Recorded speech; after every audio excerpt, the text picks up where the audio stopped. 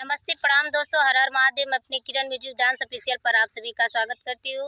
मैं देवी गीत गाने जा रही हूँ। मेरी गीत अच्छी लगे तो प्लीज़ लाइक शेयर सब्सक्राइब करना और जैसा लगेगा कमेंट बॉक्स में ज़रूर बताना।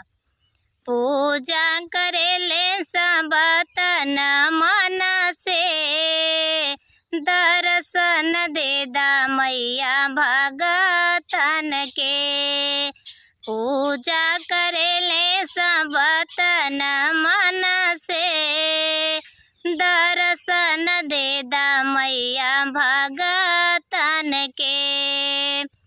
कर जयकार मैया लिए पुष्प हरवा, दृष्टि के खोला मैया सुनिला पुकारवा। ठाड़ी है दुआरिया पे डाल भरी के, दर्शन देदा मैया भगतन के।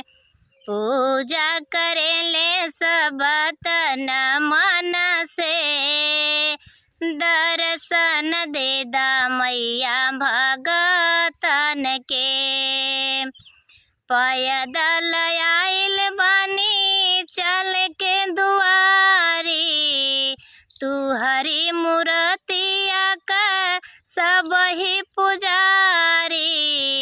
लेला सरनिया तू जन जानी के, लेला सरनिया तू जन जानी के।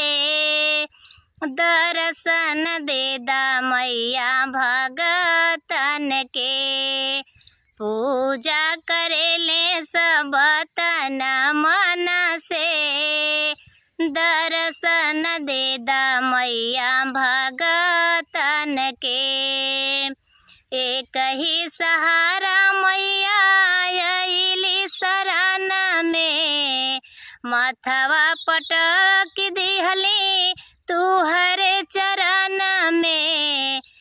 सब भगतन के मैया पार कैदा, दर्शन देदा मैया भगतन के।